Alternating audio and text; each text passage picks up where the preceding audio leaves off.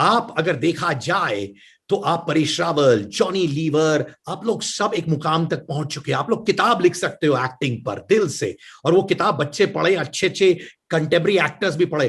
कभी ये सिचुएशन आता है जब परेश रावल आपके सामने रहते हैं या जॉनी भाई आपके सामने रहते हैं, आपको लगता है यार ये मुझे खा लेंगे पर मुझे इनको खाना है, ओवर पावर करना है, इनसिक्योरिटी होती है जब अच्छे एक्टरों के सामने आप भी रहते हैं? सीन करना आसान हो जाता है, एकदम आसान हो जाता है, जहां सारे डर भय खत्म हो जाते हैं। जैसे बोलते हैं 400 मीटर की रेस में जब अपन सिद्धार्थ दौड़ते थे तो एक भाग रहा है, उसने दूसरे को वो पकड़ाया स्टिक, तो दूसरे ने पकड़ा तो तीसरे को पकड़ाया, ऐसा कॉम्बिनेशन बैठ जाता है। मनोरंजन के दंगल में जितने क्लास के एक्टर मनोरंजन कर रहे हो तो कला का क्लास बढ़ जाता है। बिलीव मी, डर भय तो बहुत दूर है। डर जो थोड़े अमेच्योर या अधजल गगरी छलकत जाए या टाइमिंग और उसमें उनके साथ में भले ही मतलब डिसबैलेंस लगे, लेकिन क्लास के एक्टर्स के साथ में कभी भी कोई तकलीफ नहीं होती कोई अच्छा सीन करने में। टेक फॉर एग्जांपल, जैसे मैंने सेफेस्ट फाइट की खली के साथ, बगैर किसी केबल के। सोचिए कि खली साहब ऐसे खड़े हो जाते थे उसमें और 10 फीट में ऊपर चला जाता था, कोई केबल नहीं था, लेकिन वो इतने मजे हुए थे कि कभी 1 सेकेंड की तकलीफ नहीं हुई। और 10 बार खा गया, मतलब नया नया जिसने प्याज खाया और उसने 10 बार इधर में कभी सूजा कभी इधर चोट लगी, तो बहुत जगह मार खाया बिकॉज ऑफ कम ज्ञान की वजह से। तो मैं कला के कद्रदानों की बहुत कद्र करता हूं और कला के जीने वालों का बहुत रिस्पेक्ट करता हूं, क्योंकि कद्रदान और कला जो जीवन, ये दोनों कॉम्बिनेशन बैठ जाता है तो एक दूसरे का जीवन बढ़ जाता है। बस ये हम मानते हैं इसमें।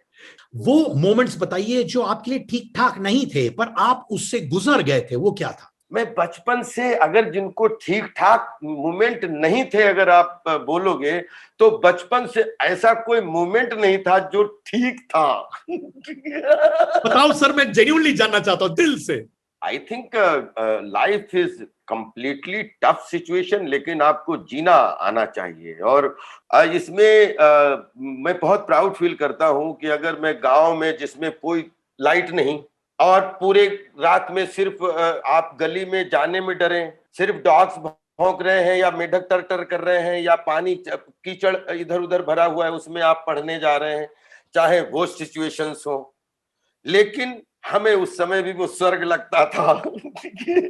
फिर उसके बाद में जब हम शाहजहांपुर की शिक्षण भूमि में आ गए, जहां पे हमें हम एक साइकिल एक खरीदना जहां पे सपना हो जाए और साइकिल मिले तो उसको चलाना सपना हो जाए, तो भी वो हमारे लिए, लेकिन वो भी हमारे लिए स्वर्ग था।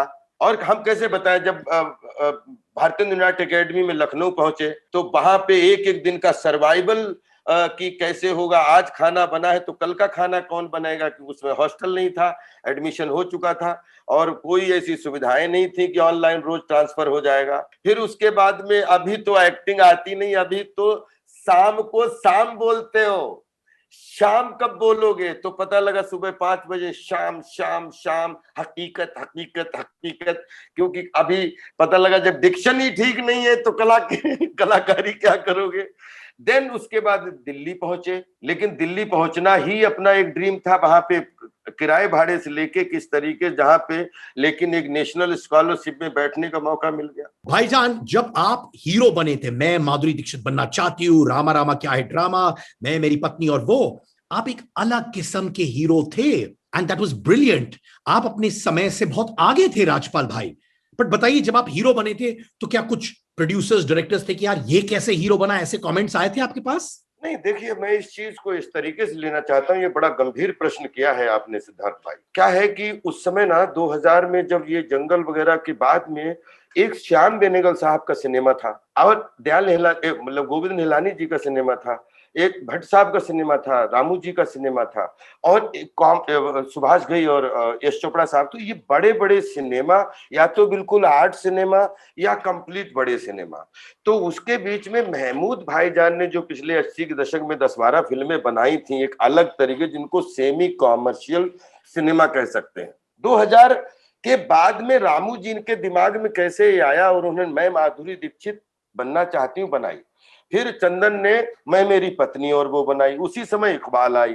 फिर क्या हुआ कि वो आर्ट और बिग सिनेमा के बीच में एक सेमी कॉमर्शियल सिनेमा इसलिए स्टेब्लिश हुआ कि माधुरी दीक्षित जब पर्दे पे आई तो लोगों का यार इसको किस कैटेगरी में इस फिल्म को रखें, लेकिन जैसे ही वो टीवी पे आई भाई साहब वो सालों उतरने को तैयार नहीं हुई। उस चक्कर में रामू जी बोल रहे थे कि उनकी 5-6 फिल्में डिब्बे में पड़ी थी, वो भी निकल गई उसकी टीआरपी। फिर उसके बाद में जो है आप देखो कि एक तीसरी धारा की मतलब फिर तो इकबाल और पाठक वाली फिल्म और ये अलग अलग करते करते करते करते आज 20-25 फिल्में ऐसी बनी जो तीसरी धारा की सिनेमा की हुई। तो I think I am luckiest one की इस धारा को जो आज तीसरी धारा जो एक सेमी कॉमर्शियल सिनेमा के रूप में जिसमें 10 एक्टर्स की लाइफ बनी है, तो इसकी शुरुआत करने में अपना कितना सौभाग्य है कि और क्या बोलेंगे इसको। अंगार सर जी, ये बताइए आखिरी प्रश्न, ये बताइए कि जब आप इतने अच्छे कॉमेडी में, तो जब आप रियल लाइफ में लोगों से मिलते हैं तो लोग क्या बोलते हैं, अरे राजपाल भाई एक जोक सुनाओ ना यार, हंसाओ ना यार, ये होता है आपके साथ? नहीं, वो इच्छा तो लेके ये आते हैं, लेकिन जब हमसे बात करना शुरू करते हैं, जब तक जोक सुनाने का टाइम आता है तब तक वो फिर उनके जोक सुनने की इच्छा खत्म हो जाती है। वो कहते हैं राजपाल आप जैसे हो वो सुनाओ ना यार। क्या बात है। अच्छा बताइए भाईजान, अभी आपने एक रोल आपको मिला था शायद जेठालाल का, तारक मेहता का उल्टा चश्मा, आपको वो ऑफर किया गया था, शायद आपने उसको रिफ्यूज किया था, क्या वो रिग्रेट करते वो आइकॉनिक कैरेक्टर रिफ्यूज करना? नहीं नहीं नहीं, जेठालाल का कैरेक्टर की पहचान एक अच्छे अदाकार, एक अच्छे कलाकार के हाथों हुई, और मैं हर किरदार को किसी कलाकार का किरदार मानता हूं। हम लोग एक मनोरंजन की मार्केट में हैं, तो मैं किसी कलाकार के किरदार में अपने किरदार को फिट नहीं करना चाहता।